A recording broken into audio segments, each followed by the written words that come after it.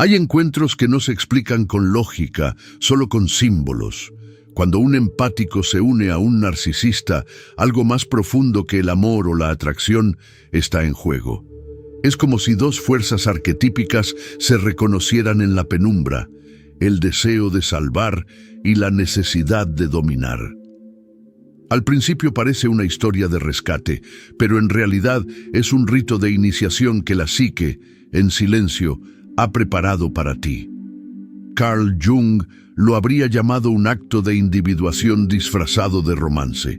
Te encuentras atrapado en un ciclo hipnótico. Cada gesto de cariño es seguido por un golpe de frialdad, cada promesa por una retirada. Crees que, si amas un poco más, si comprendes un poco mejor, lograrás sanar al otro. No sabes que ese impulso de salvar es la primera máscara que debe caer. El narcisista no es solo una persona, es un espejo que revela tu propia sombra, ese territorio de deseos no admitidos, heridas antiguas y poder no reclamado. Llega un momento en que la realidad se vuelve insoportable. El suelo que creías firme se desmorona y quedas frente a un abismo interior. Es la noche oscura del alma, un espacio de silencio y vértigo donde muere la ilusión del Salvador. Jung veía en esta muerte simbólica el paso indispensable para que el sí mismo, la totalidad interior, pueda nacer. No se trata de venganza ni de olvidar, sino de transformación. Este viaje no promete consuelo inmediato.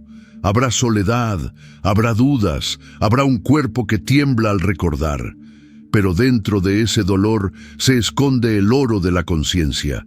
Al permitir que la antigua identidad se disuelva, emerges con una claridad feroz. Descubres que el verdadero poder no está en cambiar al otro, sino en habitar tu propia esencia con integridad y presencia. Esta es la alquimia psíquica. Convertir la herida en sabiduría, la dependencia en libertad, la sombra en luz. El primer acto de liberación comienza cuando dejas de contarte historias y miras el patrón de frente. Reconocer el ciclo no es un simple «me doy cuenta», es un despertar que exige valentía. Durante la relación con el narcisista, las etapas se repiten como una coreografía invisible: idealización, seducción, devaluación y abandono. Al principio lo confundes con pasión intensa, después con mala suerte. En realidad, es un mecanismo psíquico que se alimenta de tu necesidad de amor y de la suya de control. Carl Jung describió este fenómeno como proyección. Depositas en el otro partes de tu psique que no te atreves a reclamar. Ves luz donde hay sombra, redención donde hay manipulación. Cada vez que esperas el momento perfecto en el que todo cambiará, refuerzas la rueda que te mantiene girando. Reconocer el ciclo significa observarlo sin justificarlo, aceptar que la repetición no es casualidad, sino mensaje del inconsciente. Empiezas a recordar con precisión quirúrgica las primeras palabras que te desarmaron, los silencios que te hicieron mendigar atención, las promesas que se disolvían al amanecer. No se trata de acumular rencor, sino de iluminar el mapa oculto de tu propia mente. En este punto, la conciencia duele, porque desmonta las fantasías de amor incondicional que sostenían tu identidad de salvador. Pero el dolor es un maestro paciente. Reconocer el ciclo también implica ver cómo participaste en él, no desde la culpa, sino desde la responsabilidad que te devuelve poder. Pregúntate, ¿qué buscaba mi corazón que me hizo aceptar las migajas? ¿Qué parte de mí creía que debía salvar para ser digno? Cada respuesta rompe un eslabón de la cadena. Cuando el patrón se hace visible, la hipnosis termina. La mente ya no puede fingir ignorancia. Aquí comienza la verdadera alquimia, el momento en que dejas de ser prisionero de la repetición y te conviertes en testigo consciente de tu historia. Ese simple, radical «lo veo» es el primer paso hacia la libertad interior que Jung consideraba indispensable para la individuación. Después de reconocer el ciclo, la trampa más sutil es el impulso de rescatar. El empático, movido por un corazón inmenso, cree que el amor puede curarlo todo. Pero intentar salvar a quien no quiere ser salvado es como arrojar agua a un pozo sin fondo. Carl Jung advertía que lo que niegas en ti mismo termina por dominarte. Ese deseo de redimir al otro es, en realidad, una proyección de la parte de tu psique que anhela redimir su propia sombra. Te aferras a la idea de que, si amas lo suficiente, si explicas con la paciencia de un santo, el narcisista comprenderá, se ablandará, cambiará. Esa esperanza es el anzuelo que mantiene la relación viva, incluso cuando todo grita que no hay nada que salvar. Dejar de intentar salvar es un acto de honestidad radical. Aceptar que la otra persona es responsable de su propio viaje y que tu función no es ser su redentor. Significa soltar la fantasía de que tu sacrificio es noble, porque en realidad es una forma de evasión. Mientras concentras tu energía en el otro, evitas mirar tu propio dolor, tus límites difusos, tu miedo a la soledad. Romper este patrón no es crueldad, es amor auténtico, el que comienza por uno mismo. Empiezas a notar cómo tu cuerpo se tensa cada vez que intentas arreglar lo irreparable, cómo tu mente busca excusas para justificar lo injustificable. Detente, respira. Reconoce que tu tarea no es salvar sino ser. Esta decisión no se toma una sola vez, se renueva cada día, a veces cada hora, mientras la costumbre de rescatar intenta regresar. Pero cada vez que eliges tu paz sobre la compulsión de salvar, tu energía vuelve a ti y el vínculo se debilita. En ese espacio recuperado, la luz del sí mismo, ese núcleo íntegro del que hablaba Jung, comienza a brillar con fuerza silenciosa, recordándote que la verdadera redención siempre empieza dentro de ti. Aquí comienza el trabajo más profundo y para muchos el más temido: mirar la sombra. Jung llamaba sombra a todo lo que negamos, reprimimos o no queremos reconocer de nosotros mismos. Mientras luchabas por salvar al otro, probablemente enterraste emociones que considerabas inaceptables: rabia, envidia, resentimiento, deseo de control, incluso la satisfacción secreta de sentirte imprescindible. Pero la sombra no desaparece. Espera en silencio hasta que tengas el valor de observarla. Mirar la sombra no es un ejercicio de culpa, sino de integridad. Significa encender una linterna dentro de ti y aceptar que en tu psique conviven la luz y la oscuridad. Tal vez descubras que parte de la atracción por el narcisista surgía de tu propia necesidad de validación o de un miedo a la independencia que te hacía sentir seguro en el rol de salvador. Al reconocerlo, recuperas el poder que habías proyectado afuera. Este proceso duele porque desmantela la imagen idealizada que tenías de ti mismo. Ya no puedes refugiarte en la historia de «soy la víctima perfecta». Descubres que también llevas máscaras, que hay rincones donde el ego busca dominar o ser admirado. Pero esa incomodidad es la puerta a la verdadera libertad. Jung decía que nadie se ilumina imaginando figuras de luz, sino haciendo consciente la oscuridad. Empieza de a poco. Escribe lo que temes confesar. Permite que las emociones surjan sin censura. Observa tus pensamientos más incómodos. No trates de corregirlos de inmediato, solo míralos. La simple observación rompe el hechizo. A medida que nombras lo que escondías, la sombra deja de controlarte desde las sombras, una ironía que no escapa a la mente junguiana. Cuando aceptas tu complejidad, ya no necesitas a un narcisista para reflejar lo que negabas. Has recuperado las piezas dispersas de tu ser. En ese momento, la relación deja de tener poder sobre ti, porque has encontrado la totalidad en tu propio interior. Cuando reconoces el ciclo, sueltas la ilusión de salvar y te atreves a mirar tu sombra, surge un paso inevitable: romper los pactos invisibles. Son acuerdos no dichos, promesas silenciosas que tejiste con el narcisista y también contigo mismo. Pactos de aguantar insultos para no estar solo, de callar la verdad para mantener una frágil paz, de ceder tu energía a cambio de migajas de afecto. No los firmaste en papel, pero viven en tu cuerpo y en tu inconsciente, amarrando tu voluntad. Carl Jung explicaba que estos lazos son símbolos de un inconsciente que busca completarse. Mientras sigan ocultos, repites la misma danza porque, en el fondo, temes perder la identidad que se formó alrededor de ellos. Romperlos es un acto de poder interno. No basta con decir «se acabó». Necesitas reconocer cada cuerda que te ata, la culpa que te hace volver, la esperanza de que esta vez será diferente, el miedo a ser incomprendido.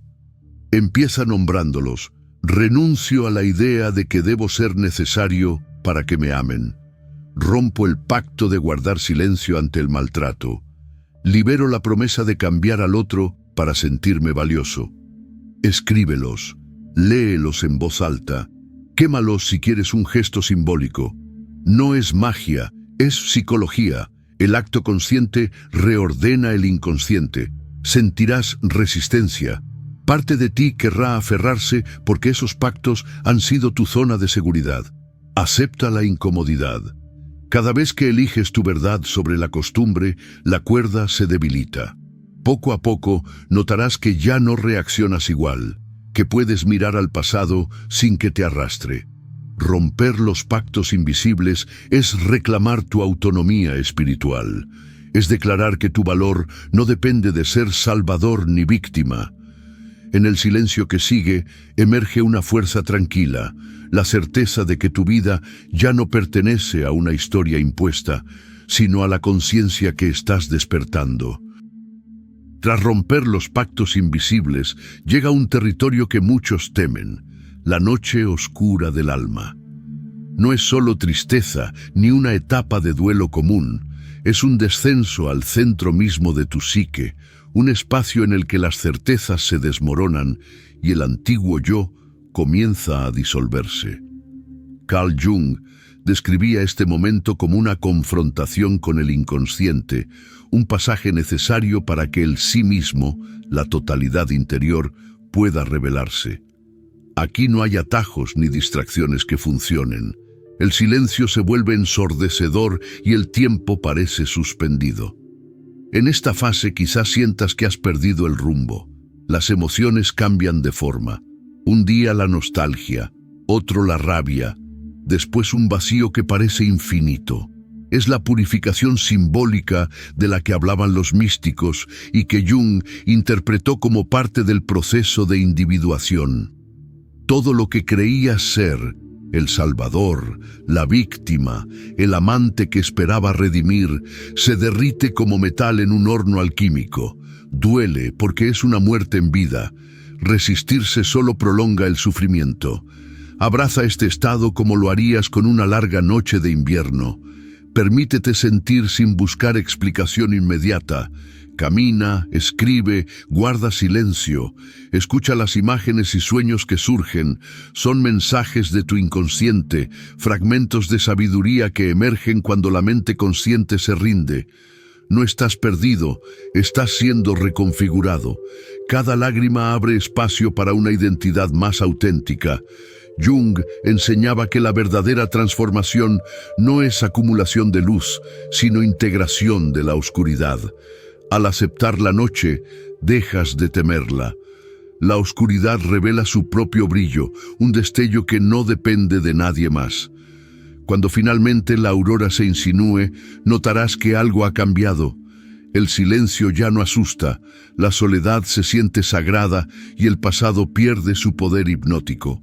Has atravesado el umbral donde el dolor se convierte en conciencia y la psique, antes fracturada, empieza a reunirse en una nueva totalidad.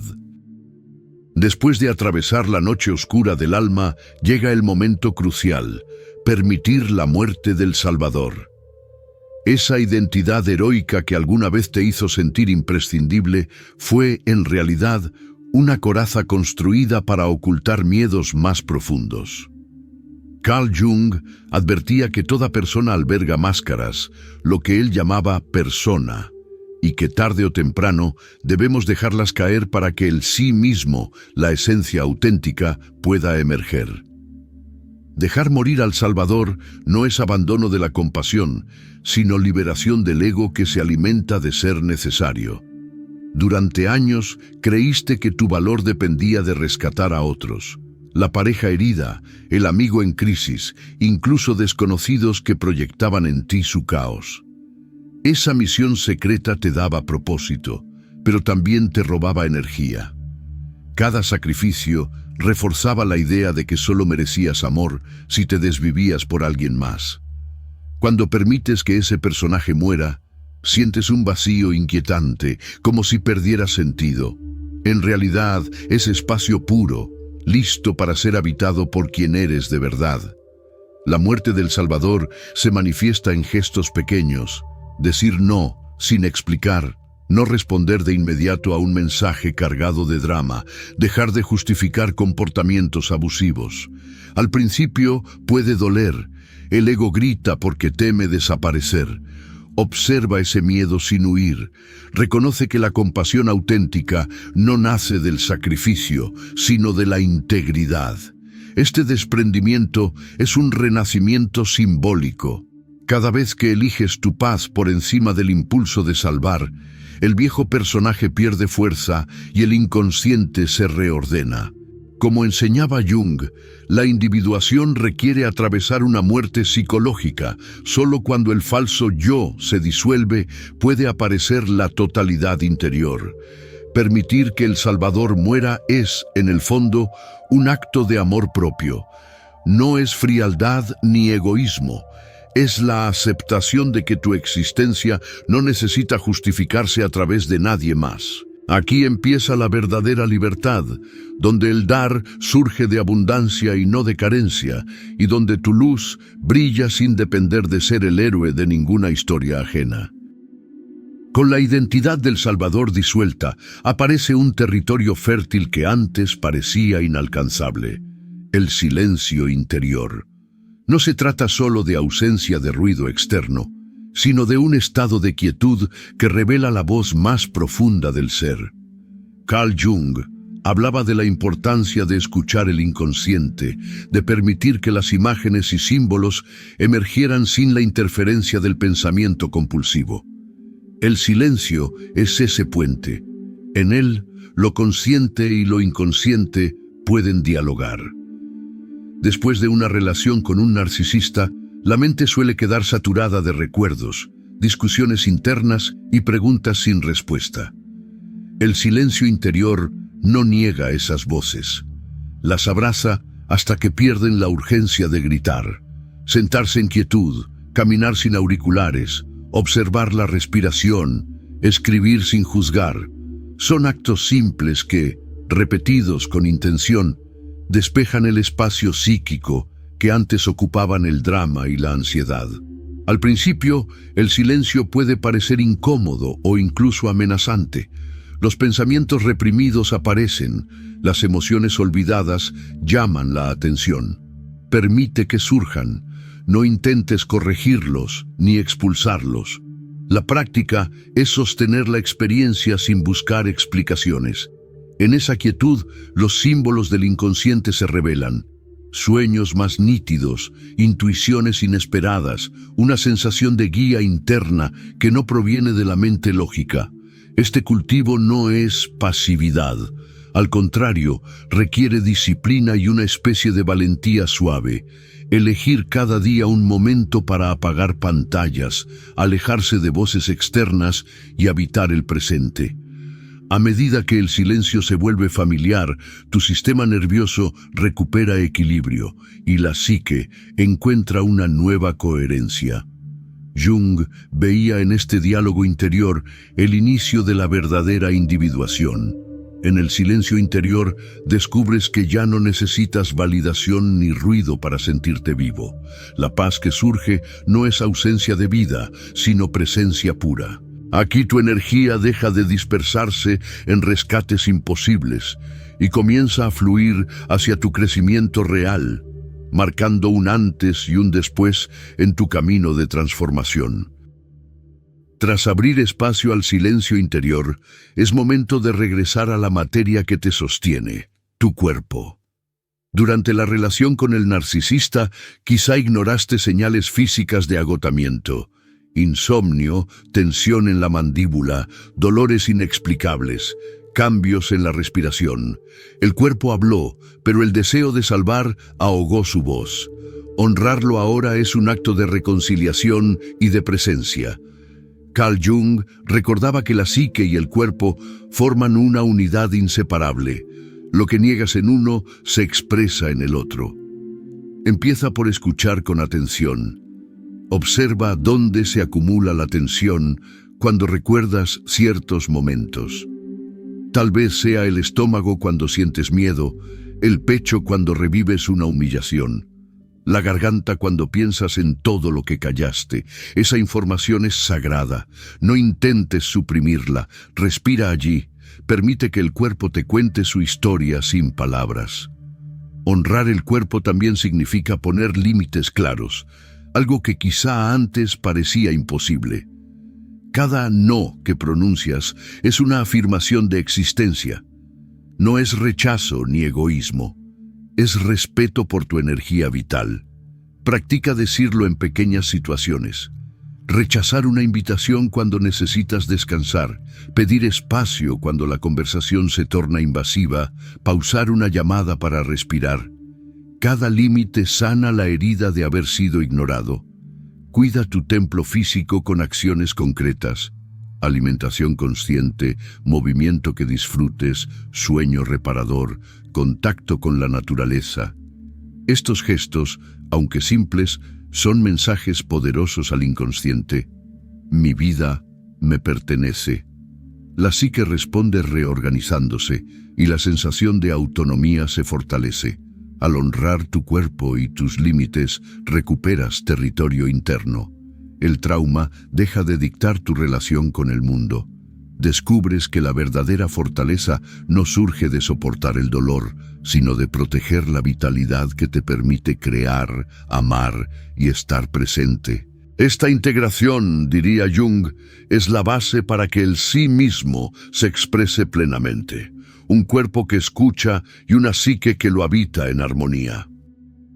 Con el cuerpo honrado y los límites claros, el siguiente paso es reaprender el amor desde una nueva conciencia. Después de una relación con un narcisista, el corazón puede confundir intensidad con afecto y sacrificio con compromiso.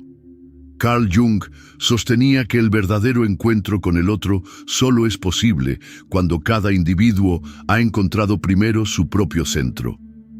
Amar sin perderte significa precisamente eso. Un vínculo que nace de la integridad, no de la necesidad de completarse. El amor que conocías quizás se basaba en la fusión, dar hasta vaciarte, ceder para evitar conflictos, moldearte para ser aceptado. Esa entrega sin medida parecía romántica, pero era una estrategia de supervivencia. Ahora descubres que amar de verdad implica mantener tu individualidad mientras compartes tu vida. Significa poder decir sí desde la libertad y no sin culpa. Empieza observando tus relaciones actuales, sean de amistad, familia o pareja. Pregúntate, ¿siento que puedo ser yo mismo aquí? ¿Mis deseos y límites son respetados? Si la respuesta es no, la práctica es clara. Ajusta la distancia, comunica con honestidad o suelta lo que drena tu esencia. Este discernimiento no enfría el amor, lo vuelve más puro. Amar sin perderte también requiere una relación profunda contigo.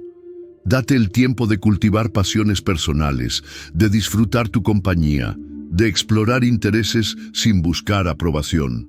Cuanto más nutrido está tu mundo interior, menos dependes de otro para sentirte completo.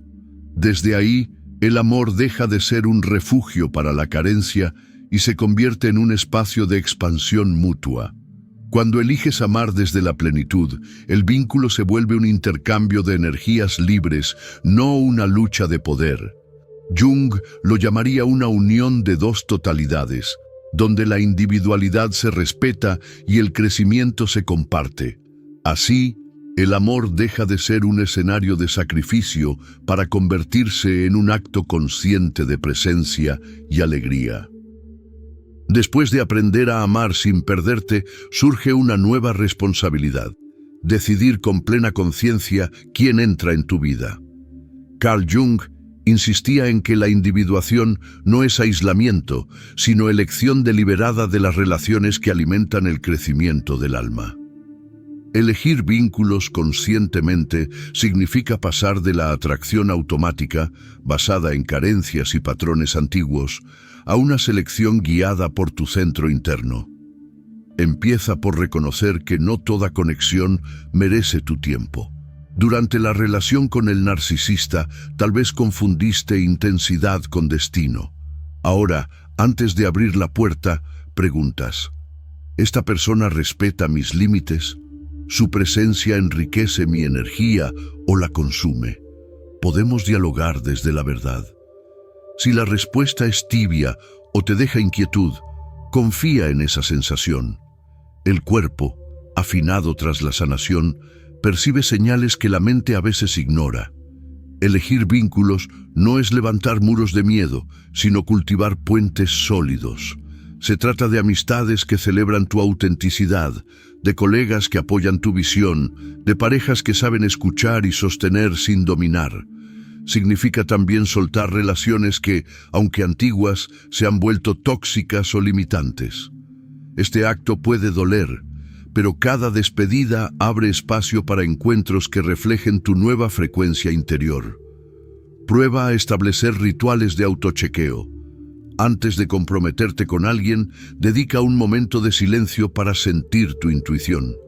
Observa tus sueños. Jung consideraba que en ellos el inconsciente ofrece mensajes claros sobre personas y situaciones. Si algo se siente forzado, no necesitas más argumento que esa sensación. Con cada elección consciente, tu vida se llena de relaciones que nutren en lugar de drenar. Descubres que la verdadera compañía no exige sacrificio de identidad, sino que fortalece el camino de ambos. Así, tus vínculos se convierten en un reflejo de tu integridad, un círculo que protege y expande la luz que ahora habita en ti. Al seleccionar conscientemente tus vínculos, una verdad se vuelve evidente. Todo el sufrimiento vivido puede transformarse en una fuente de conocimiento profundo. Carl Jung afirmaba que, sin sufrimiento, no hay conciencia, porque el dolor es el crisol donde la psique se purifica y encuentra sentido. Convertir el dolor en sabiduría no significa glorificar el trauma, sino reconocer que cada herida contiene información vital para tu crecimiento. Empieza observando tu historia como un laboratorio de autoconocimiento. Cada momento de humillación, cada noche de insomnio, cada lágrima derramada te mostró algo sobre tus límites, tus miedos y tu fuerza. En lugar de preguntarte, ¿por qué me pasó esto?, comienza a preguntar, ¿qué aprendí de esto sobre mí? Ese cambio de enfoque libera energía creativa. La escritura, la meditación, el arte o incluso el movimiento físico se convierten en canales para integrar la experiencia. Tal vez descubras que la rabia contenida se transforma en una pintura intensa o que un diario nocturno revela patrones invisibles. Estos actos no borran el pasado, pero convierten su peso en significado. Jung veía en este proceso la alquimia psíquica. El plomo de la herida se transmuta en oro de conciencia. A medida que extraes lecciones, la narrativa de víctima se disuelve. No niegas lo ocurrido, pero ya no te define. Reconoces que el narcisista fue, en última instancia, un maestro involuntario que te condujo a tu propio centro. Esta comprensión no justifica el daño, simplemente coloca el poder de tu historia en tus manos. El dolor Se vuelve sabiduría cuando puedes compartir tu experiencia sin resentimiento, cuando tu compasión hacia otros en situaciones similares nace de la fortaleza, no del sacrificio. Esa sabiduría se convierte en guía silenciosa para cada decisión futura, recordándote que la oscuridad atravesada fue el camino necesario para despertar a la totalidad de tu ser. Después de transformar el dolor en sabiduría, el viaje culmina en una práctica cotidiana: vivir con integridad y presencia. Aquí ya no hay máscaras que sostener ni viejas heridas que ocultar. Integridad significa que lo que piensas, sientes y haces están alineados. Presencia, que tu atención habita el instante en lugar de perderse en recuerdos o expectativas. Carl Jung veía este estado como la manifestación del sí mismo, el núcleo completo y auténtico que surge tras la individuación. Vivir con integridad no es perfección moral, sino coherencia. Implica honrar tu verdad incluso cuando sea incómoda, decir sí solo cuando el corazón coincide con la palabra, actuar de acuerdo a tus valores aunque nadie observe. Cada gesto sincero consolida la nueva estructura de tu psique, esa que se formó cuando dejaste morir al Salvador y abrazaste tu sombra. La presencia es la respiración consciente que te ancla a la hora. Después de una relación marcada por manipulación y caos emocional, el presente se convierte en santuario. Caminar sintiendo el peso de los pasos, escuchar sin planear la respuesta, comer percibiendo cada sabor. Prácticas simples que devuelven el poder de la experiencia directa. En este terreno fértil, las proyecciones pierden fuerza y el inconsciente se integra suavemente en la vida diaria. A medida que vives con integridad y presencia, las relaciones se vuelven más claras. Ya no buscas validación, ofreces compañía desde la plenitud. Tus decisiones nacen de una calma profunda, no de impulsos reactivos. La energía que antes se dispersaba en salvar o complacer fluye ahora en creatividad, en servicio genuino, en alegría serena. Este es el verdadero renacimiento, ser entero en cada momento. La historia con el narcisista se convierte en un capítulo que te condujo aquí, a la certeza de que tu valor no depende de nadie. La integridad y la presencia son la prueba viva de la alquimia interior. La sombra transformada en luz, la herida en conciencia, la dependencia en libertad.